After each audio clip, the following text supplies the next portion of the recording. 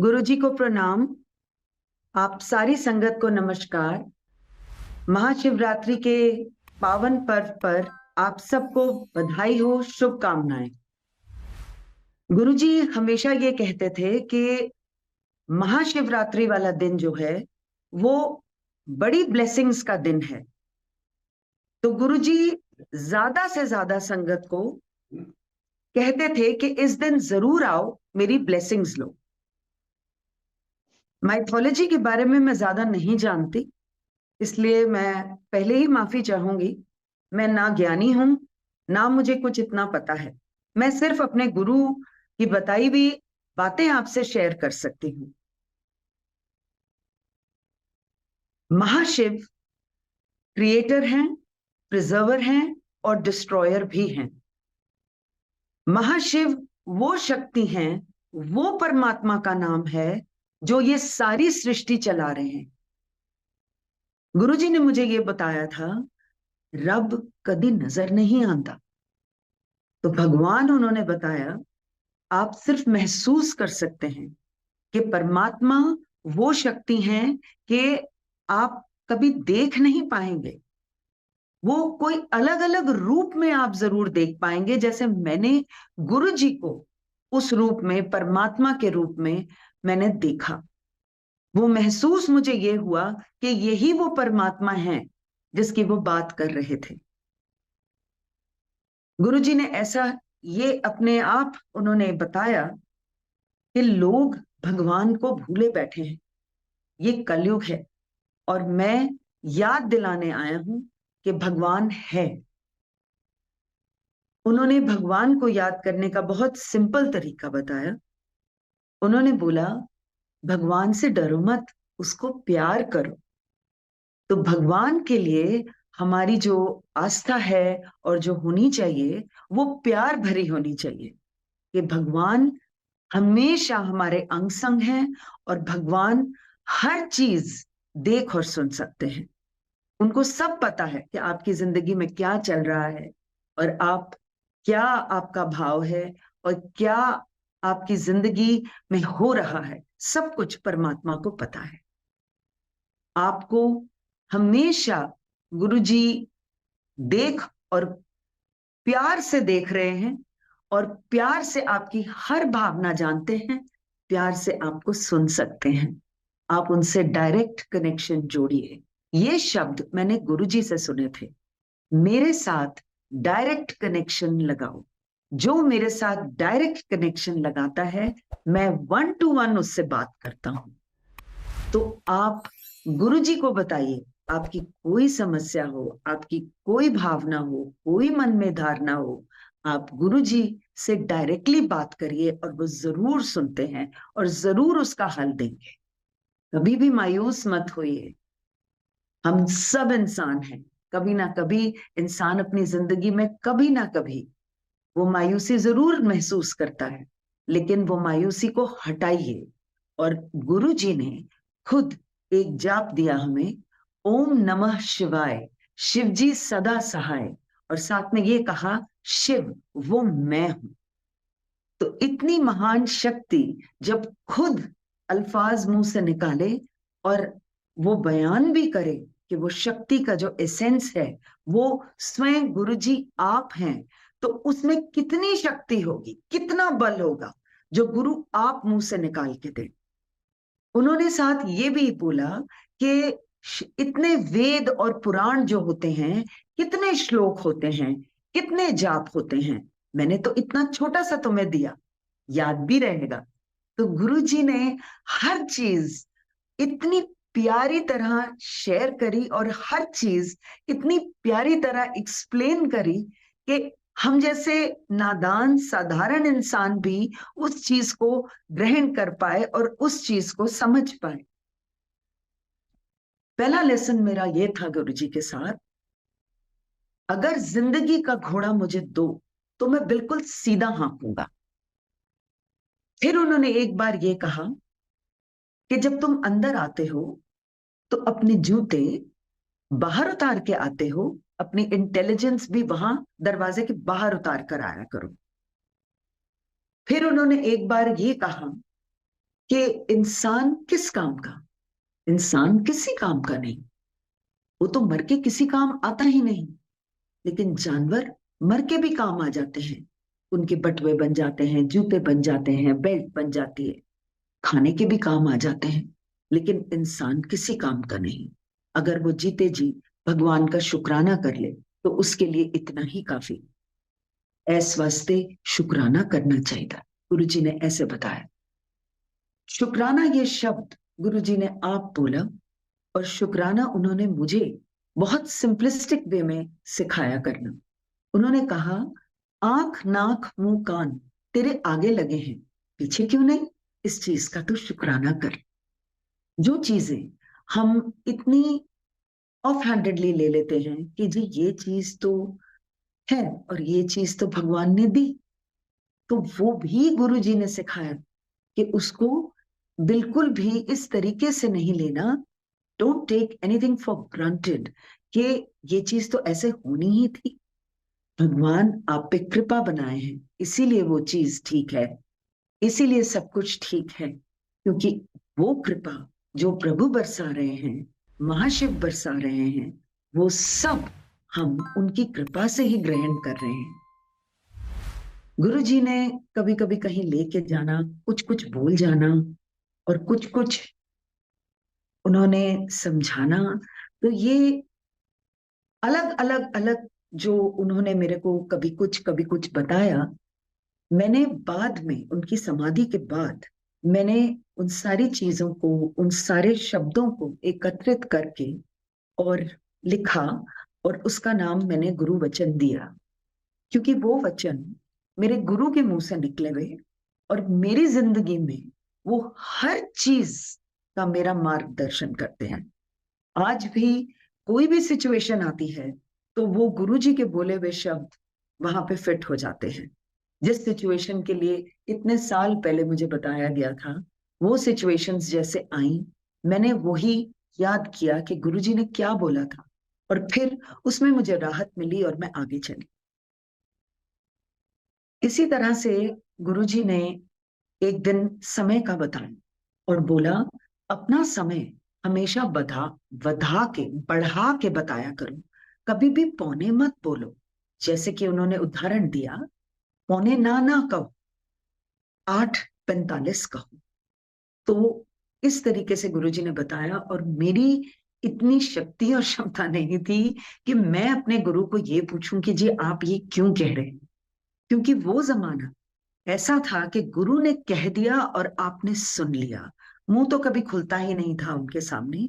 जो उन्होंने बोल दिया, बस उसको सिर्फ सुनना और ग्रहण करना था। मेरे हस्बैंड ने एक बार उनसे पूछा था कि गुरुजी, आप एक जने को बोलते हो कि जितने कल्याण मैंने तुम्हारे करे हैं तुम ये बाकियों को बताओ, और फिर आप दूसरे तीसरे जने से भी आप सुनवाते हो, तो आपको नहीं लगता कि आप अपनी वड्याई करा रहे हो गुरुजी? तो गुरुजी ने बहुत स्माइलिंगली उनका जवाब दिया और ये कहा, नहीं, मेरे कल्याण करने के तरीके बतेरे हैं। इतने तरीके तो ऐसे हैं कि लोगों को पता ही नहीं चलता, और कितना गुप्त कल्याण मैं कर जाता हूं। लेकिन मेरे बतेरे तरीकों में से एक ये है, जो बोलता है उसका भी भला, जो सुनता है उसका भी भला, दोनों तरफ मेरी ब्लेसिंग्स चल रही होती हैं। वो पता करना तुम्हारा काम नहीं है, तुम अपनी ब्लेसिंग्स लो। तो गुरुजी ने एक्सप्लेन करा, तो हमें समझ आया कि अगर कोई दूसरा भी कुछ अपनी आप बीती सुना रहा है, तो वो सिर्फ अपने बारे में नहीं बोल रहा है, वो अपने गुरु के कल्याण बता रहा है। वो ये बता रहा है कि गुरु की ब्लेसिंग्स उनके ऊपर किस तरीके से बरसी, और ये हुक्म गुरु का था। कोई भी इंसान खुद नहीं ये चाह रहा, लेकिन ये हुक्म है, और हुक्म के ही मुताबिक आप वो ही बोल सकते हैं जो वो बुलवाते हैं। आप कुछ भी अपने हिसाब से लगा नहीं सकते कि ये गुरु ने बोला और ये गुरु ने नहीं बोला।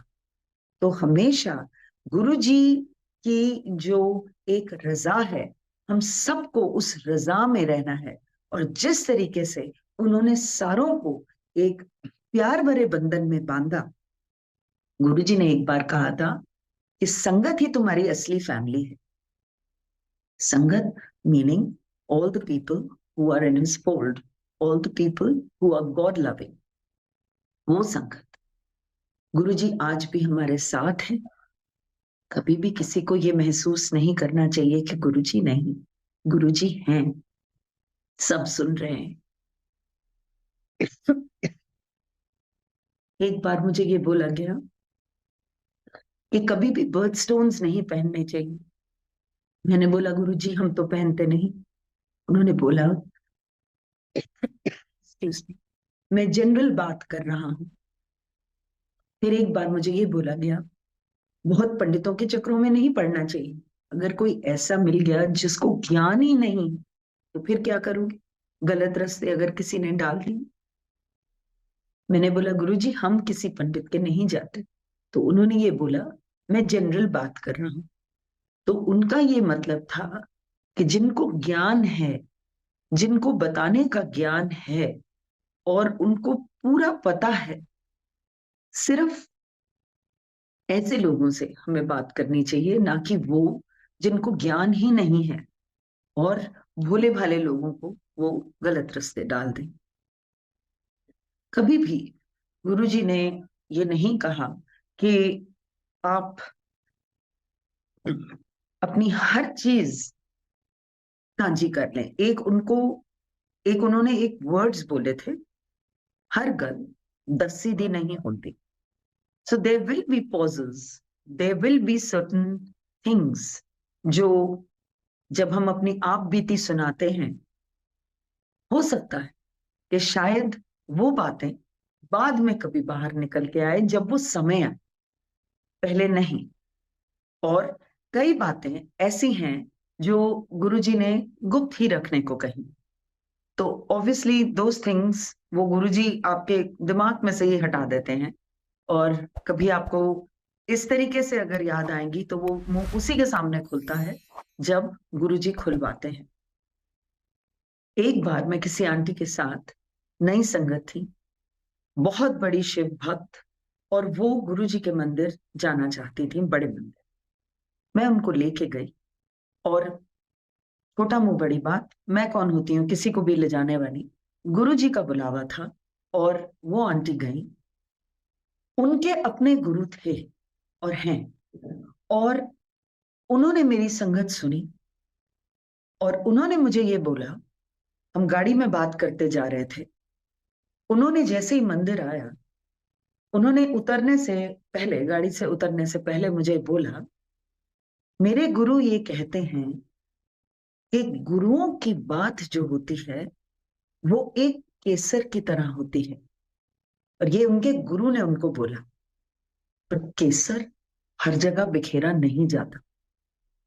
मैंने उनको हाथ जोड़े और उनको प्रणाम किया कि आपके गुरु के बात सिर मत थे, और जो भी गुरुजी हमसे मुंह से निकलवाते हैं वो गुरुजी की ही आज्ञा से निकलता है।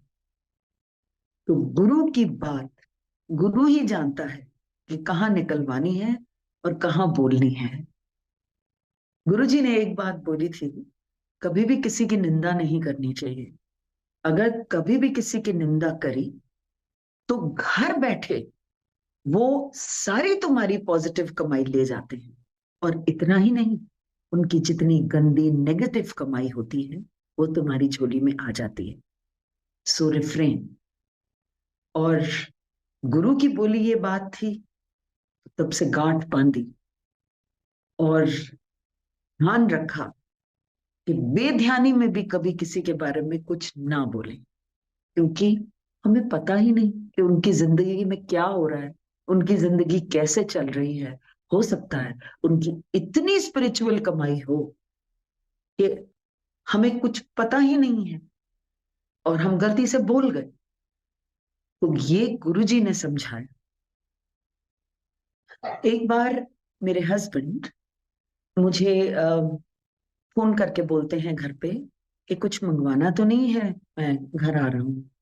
तो मैंने उनको सिर्फ ये बोला, क्योंकि हमारी जॉइंट फैमिली थी, मैंने उनको ये बोला कि एक पेटी आप ले आइएगा किन्नू की, क्योंकि हमारी जॉइंट फैमिली थी तो नेचुरली वी वांटेड कि सबको अच्छी तरह हो जाए। उन्होंने वो पेटी गाड़ी की डिग्गी में रखवाई और गुरुजी का फोन आया उनको। जैसे ही फोन आया उन्होंने फोन उठाया और गुरुजी ने हुक्म दिया कि मुझे लेके और वो पहुंचे। तो मैं उनको आधे रास्ते मिली और हम गुरुजी के मंदिर, बड़े मंदिर गए। उन दिनों वहां कोई सभा नहीं लगती थी और वो रास्ता भी बहुत सुनसान होता था। आज जैसे आप भरे बाजार देखते हैं, ऐसी कोई बात नहीं थी वहां पे उन दिनों। हम लोग गए, बैठे गुरुजी के साथ, और कुछ देर बाद गुरुजी को माली जी कहते हैं कि जी कोई संगत और आई है। तो गुरुजी ने बोला आने दो। कुछ लोग आए, वहां बैठे, और हम बरामदे में ही सारे बैठे थे। तो एकदम से गुरुजी मेरे हस्बैंड को कहते हैं, प्रसाद ले आ, प्रसाद वंडना है। तो मेरे हस्बैंड ने हाँ जी बोल दिया उनको, लेकिन वो सोचने लगे कि यहाँ तो दुकानें बंद हो जाती हैं, जो एक दो दुकानें हैं, और दिल्ली जाके आने में, मेन सिटी के अंदर जाने में और आने में शायद वो दुकानें बंद हो चुकी हों, और जब तक वो वापस आए तो बहुत देर हो जाएगी। तो अभी ये सोच ही रहे थे, तो गुरुजी ने पीछे से आवाज दी, वो तेरी गड्डी विच की है, तेरी गाड़ी में क्या है? तो उन्होंने बोला जी गुरुजी कुछ नहीं। नहीं, डिग्गी में क्या है? तो उन्होंने बोला गुरुजी स्टेपनी। तो गुरुजी ने कहा नहीं, वो जो पेटी पड़ी है, जा वो लेकर आ, प्रसाद बांटेंगे। तो तब उनको ख्याल आया कि गाड़ी की डिग्गी में वो पेटी थी किन्नू की, और वो निकाली गई और गुरुजी ने प्रसाद सब में बांटा।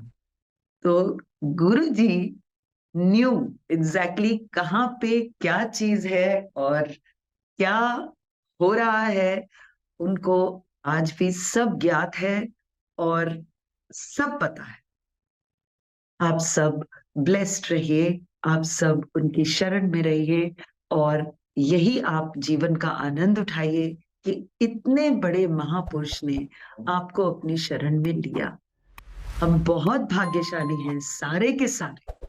गुरुजी ने मुझे ये बोला था कि शिव पुराण पढ़ा कर। मुझे उस समय बिल्कुल भी ये नहीं पता था कि मैं इतनी डीपली माइथोलॉजी नहीं जानती, और जो हमने बचपन से माँ बाप से सुना, बस वही मेरे को उतना ही ज्ञान, ज्ञान क्या, उतनी ही बातें पता चली। लेकिन गुरुजी ने बोला तो मैंने पढ़ना शुरू करा। मैं आज भी उसी भाव से पढ़ती हूँ कि ये मेरे गुरु का हुक्म था और है, और इसीलिए मुझे वो पन्ने पढ़ने हैं। मुझे ये फीलिंग होती है कि मुझे वो समझ आए ना आए, लेकिन मेरे गुरुजी का हुक्म है और मैंने वो पढ़ना है। और जैसे जैसे मैं वो पढ़ती जा रही हूँ, वैसे वैसे वो ब्लेसिंग्स मेरी तरफ आती जा रही हैं हर पन्ने के साथ। तो गुरु का हुक्म सारी चीजों से ऊपर। गुरु का हुक्म हमेशा दिल के करीब। आप सबको बहुत मुबारक हो। आप सब स्वस्थ रहें और खुश रहें। जय